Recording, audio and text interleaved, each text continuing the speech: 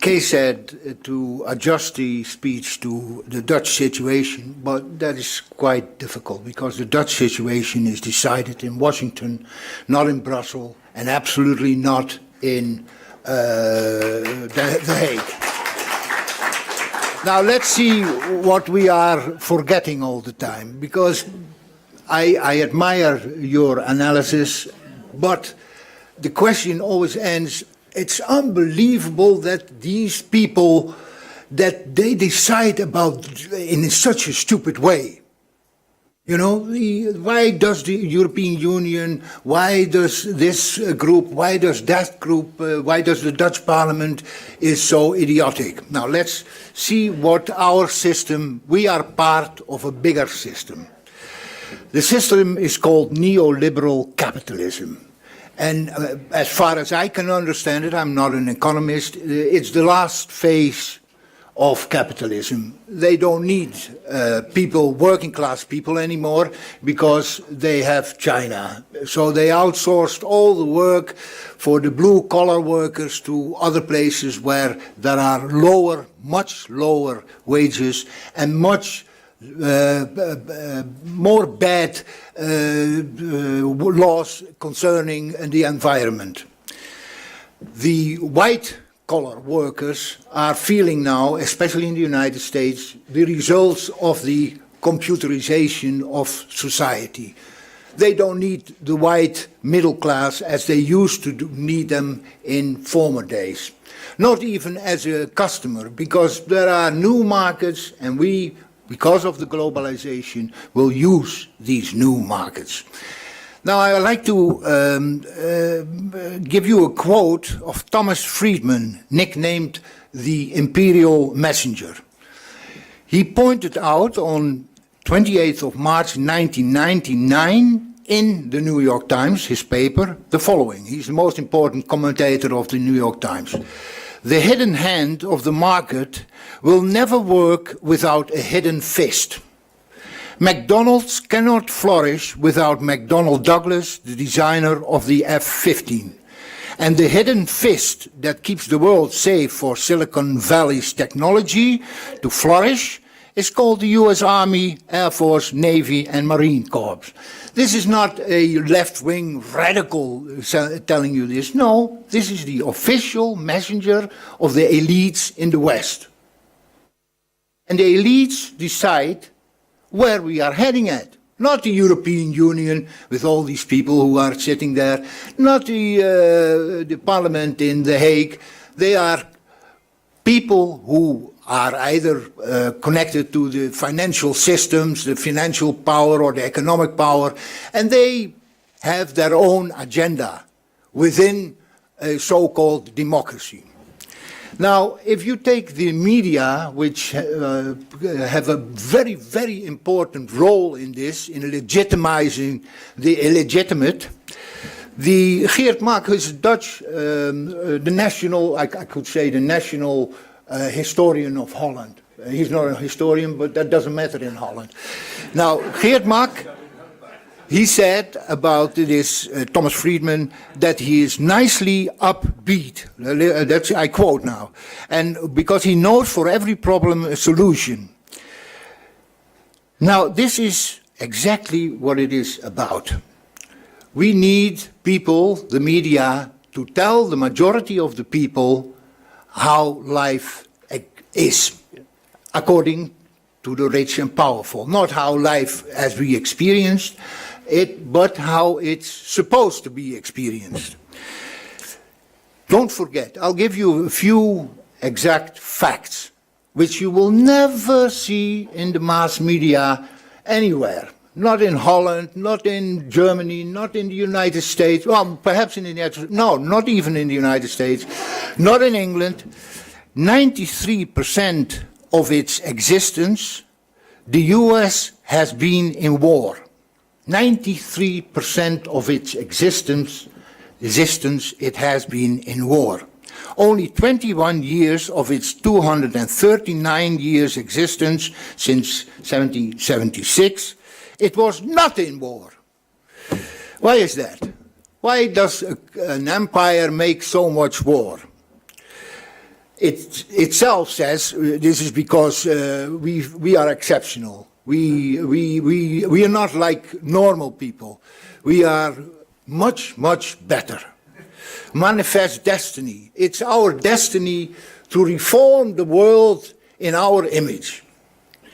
Whereby the belief is that a Christian God has ordained the elites with their superior complex to rule over mankind.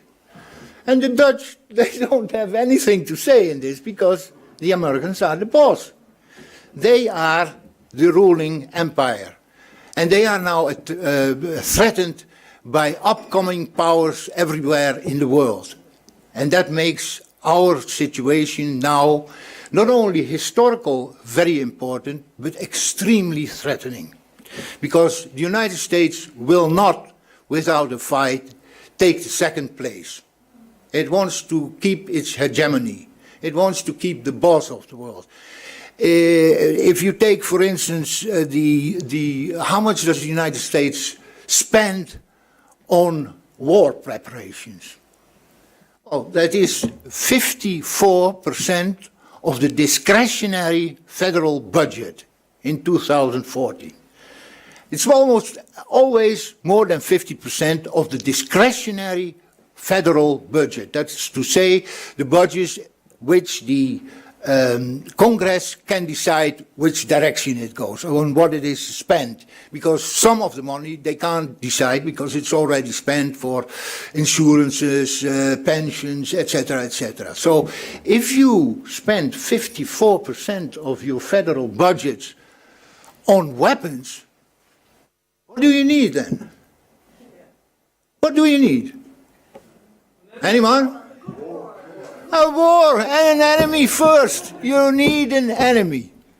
And this is Keynesian militarism, as one of the American academics told me. I interviewed an American historian, Howard Zinn, he died now, but he said, when we arrived on the East Coast, our eyes were set on the West Coast. The United States has expanded from the very, very beginning of its existence. And when in 1894 the US Bureau of Census declared that the internal borders on the continent, in the New World, that they were closed because they couldn't expand anymore. They would like to have Canada, but the English were too strong in the 19th century to get Canada also. They stole half of Mexico, and the other half they left because they were afraid that otherwise too many black people would be part of the American people or the US people. So after 1894, the internal borders were closed, but not the borders in general. Then from 1849, we see how the United States expands over the Pacific Ocean, Philippines, Hawaii, and Guam. And the war in the Philippines was extremely ruthless. Mark Twain declared to be an anti-imperialist when he saw the results of this massacre the Americans were committing in the Philippines. By the way, these so-called anti-imperialist writings have only been published the last 10 years. Before, they were not allowed to be published because it would make people a bit nervous, etc. Now, why is the reason that the United States has to expand all the time? In a way, the same reason as every empire has to expand, and that's raw materials and markets. President Woodrow Wilson stated in 1907 this motive as follows: since trade ignores national boundaries and the manufacturer insists on having the world as a market, the flag of this nation must follow him. And the doors of the nations which are closed must be battered down. concessions obtained by financiers must be safeguarded by ministers of state, even if the sovereignty of unwilling nations be outraged in the process. Colony must be obtained or planted in order that no useful corner of the world may be overlooked or left unused. Peace itself becomes a matter of conference and international combinations. The same we see right now. It's exactly the same process. Expanding either in Afghanistan or in Iraq or in Libya. We saw, he died, ha ha ha ha, this kind of mentality, which is of course something Europe should distance itself from. Why? There's a very simple reason for this. We cannot go on in this way. We cannot start a fight with Russia. If we start a fight with Russia, the Russians will be forced in the end to use nuclear weapons. Because don't forget, the European Union spends the NATO, which is also in Brussels, spends 13 times more on weapons than Russia does. The whole Russian Federation spends 13 times less on weapons than the NATO. Now, this brings me to the question of the NATO. NATO, why does the NATO exist? Have any one of you ever heard a good public discussion about when the Russians disbanded NATO? Have you ever heard on television or in the papers? Have you read anything? A real fundamental public discussion? Do we have to go further with the NATO? No. Who? No. Okay. Now, there hasn't been, as far as I know, there hasn't been a discussion. I will finish. Why is there no discussion about this? Because we don't decide anything. Let's stop claiming to be a democracy. We're not. We're absolutely not a democracy. Even the SP was willing to finance bankers to get the trust in the bankers back, because otherwise the whole system would collapse. Well, then the system would collapse. I mean, who cares that the system collapses? Who cares? Now we have to pay billions to recover our trust in people who created this mess. This is absurd. This is totally absurd. How many minutes do I have? 1 minute. Woo-hoo-hoo-hoo. Because otherwise we won't have a chance to okay. questions. Okay. Now then I'll let's say. Well, let me say this. The Ukraine provided the Western warmongers an excuse to start new and devastating violence. Russia would be a perfect distraction for the internal problems that neo-capitalism is confronted with now, like jobless growth, work outsourced or computerized. And in his novel 1984, George Orwell wrote something really visionary. He wrote, "The war is not meant to be won, it is meant to be continuous. Hierarchical society is only possible on the basis of poverty and ignorance. The war is waged by the ruling group against its own subjects, and its object is not the victory over either Eurasia or East Asia, but to keep the very structure of society intact." And they are succeeding.